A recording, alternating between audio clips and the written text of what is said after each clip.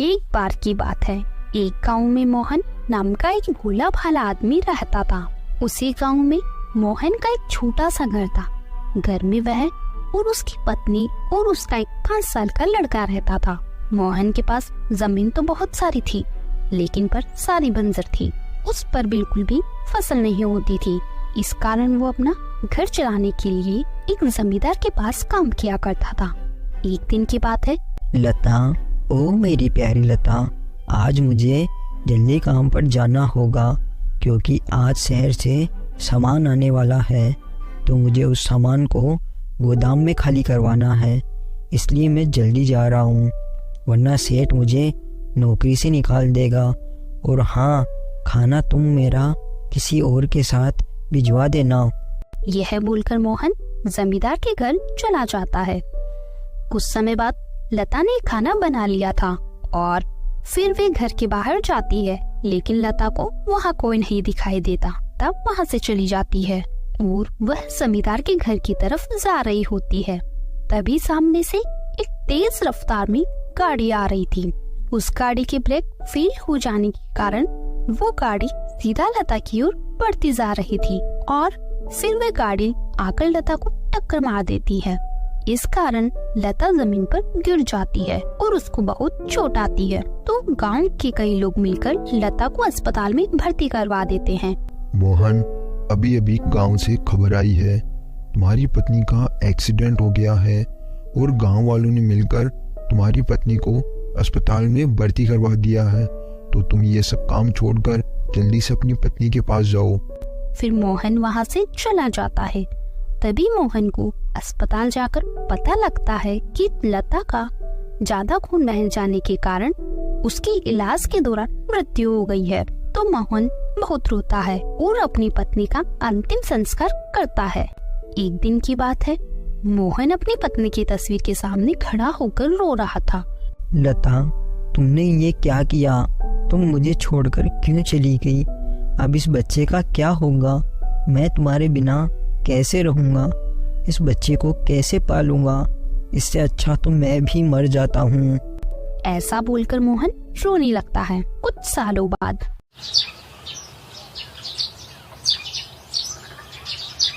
मोहन के जीवन में वापस खुशी का माहौल आता है। अब मोहन का बेटा रामू बड़ा हो चुका था और उसकी सरकारी नौकरी लगी थी। बेटा, अब तो तुम्हारी नौकरी भी लग चुकी है, तो मैं अब तुम्हारी शादी कर देता हूँ। फिर मोहन रामू की शादी एक सुंदर लड़की से करवा देता है। फिर शादी की कुछ दिन बाद। मोना, ओ मोना, ये लो पैसे, इन्हें अलमारी में रख दो। अरे बेटा, तू इतने सारे पैसे कहाँ से लेकर आया? तेरी तो इतनी सैलरी भी नहीं है। अरे पिताजी, आप चिंता क्यों करते हो?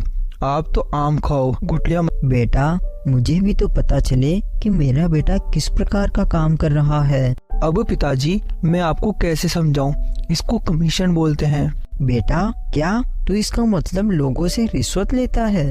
क्या पिताजी, आप ही बताओ, इतनी महंगी वाड़े में छोटी सी सैलरी से मैं कितना कमा लूंगा और कभी भी ऐसे तो अमीर नहीं बन पाऊंगा।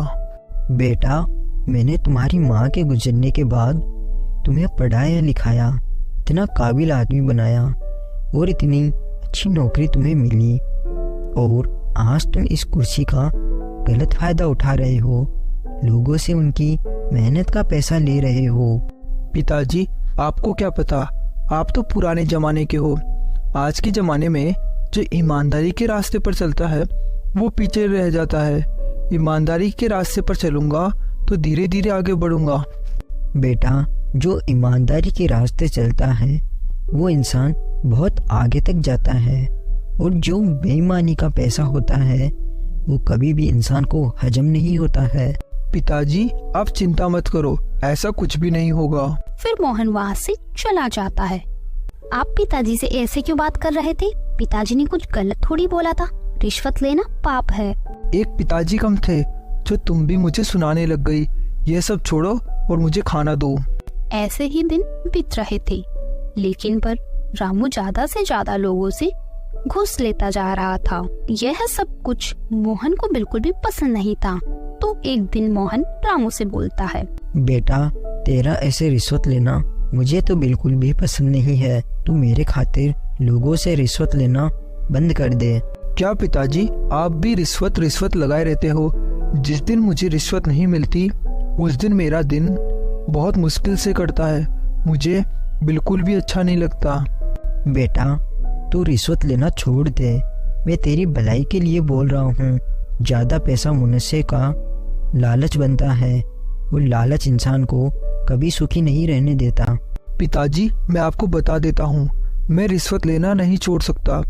और आपको मेरे साथ रहना है तो रहो, नहीं तो आप घर छोड़कर जा सकते हो। तभी मोना बोलती है, तुम्हें बिल्कुल भी शर्म नहीं है क्या? कौन अपने पिताजी से इस तरह बात करता है? उन्होंने गलत क्या बोला? सही तो बोल रहे हैं कि रिश्वत लेना पाप है। यह कोई पाप नहीं है। आजकल सभी लोग ऐसे ही काम करते हैं। और तुम ज्यादा मेरी अम्मा मत बनो। तुम्हें भी मेरे साथ रहना है तो रहो, नहीं तो तुम भी घर छोड़कर जा सकती हो।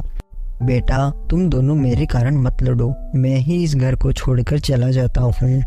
अरे पिताजी, इन्होंने तो आपको गुस्से में बोल दिया और आप घर छोड़कर जाने की बात कर रहे हो। बेटा, तू तेरी रहने की चिंता कर, मेरी मत कर।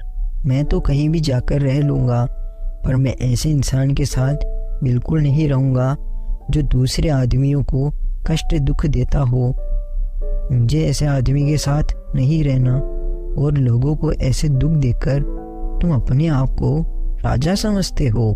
यह बोलकर मोहन घर छोड़कर चला जाता है। अरे तुम कैसे बेटे हो जो अपने पिताजी को घर छोड़कर जाने से रोका भी नहीं? मोहन अपना घर छोड़कर जमींदार के घर पर चला जाता है।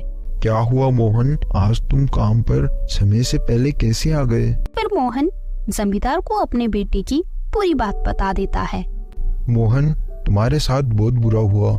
तुम्हारे इकलौते बेटे ने तुम्हें घर से निकाल दिया। अब तुम चिंता मत करो, मैं तुम्हें मेरे साथ मेरे ही घर में रखूंगा। नहीं जमींदार साहब, आज से मैं मेरे खेत पर ही रहूंगा। मेरे खेत पर वहाँ एक छोटी सी झोपड़ी है। मैं मेरी बाकी की बची कुछ जिंदगी उसी झोपड़ी में ही गुजार लूंगा। फिर ऐसे ही कुछ दिन निकलते हैं। एक दिन रामू उदास होकर अपने घर आता है तो मोना बोलती है, आज आप इतने उदास क्यों हो? ऑफिस में कुछ हुआ है क्या? ना, मैं तुझे कैसे बताऊं। आज जब मैं घूस ले रहा था तो मैं पकड़ा गया और मुझे नौकरी से भी निकाल दिया गया। और मैंने जितनी भी रिश्वत ली थी वो सब मुझे अब सरकार को दोबारा लौटानी होगी। अब मुझे बिल्कुल भी समझ में नहीं आ रहा है, करूँ तो करूँ क्या मैं अब? देखो, पिताजी ने बोला था ना, पर आपने पिताजी की एक नहीं सुनी। ये सब गलत काम का नतीजा है। पर आप चिंता मत करो, सब कुछ ठीक हो जाएगा।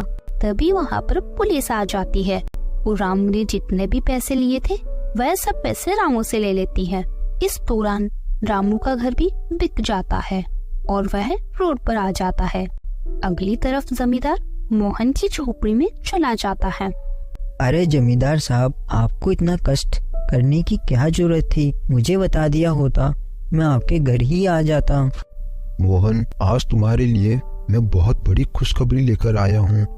तुम्हें पता है, जो तुम्हारी जमीन थी उस जमीन को शहर के एक बड़े बिजनेसमैन ने 5 करोड़ रुपए में खरीद लिया है। आज से तुम करोड़पति बन चुके हो मोहन। जमींदार साहब, आप मुझसे कोई मजाक तो नहीं कर रहे ना? मुझे मेरे कानों पर बिल्कुल भी विश्वास नहीं हो रहा। नहीं मोहन, ये बात बिल्कुल है। तुम सच में आज से करोड़पति बन चुके हो। फिर मोहन गांव में एक अच्छा सा घर बनवा लेता है और वह सुखी से रहने लगता है। तो एक दिन की बात है, वहाँ पर उसका बेटा रामू आता है। अब तुम यहाँ क्या लेने आए हो? तुम्हें जैसे ही पता चला कि तुम्हारे पिता करोड़पति बन चुके हैं तो तुम यहाँ पैसों के लालच में आए हो। जब तुम्हें उनको अपने पास रखना चाहिए था, जब तो तुमने उन्हें घर से निकाल दिया। चले जाओ यहाँ से। पिताजी, मुझे माफ कर दीजिए, मैंने जो भी किया अनजाने में किया। जमींदार साहब, बच्चे तो नादानी में कुछ भी कर देते हैं, आप इसे माफ कर दीजिए। मोहन रामू को माफ कर देता है। अब मोहन अपने बच्चों के साथ खुशी का जीवन बिताता है। दोस्तों, हमें इस कहानी से यही सीख मिलती है, हमें कभी भी लालच नहीं करना चाहिए। Thanks for watching.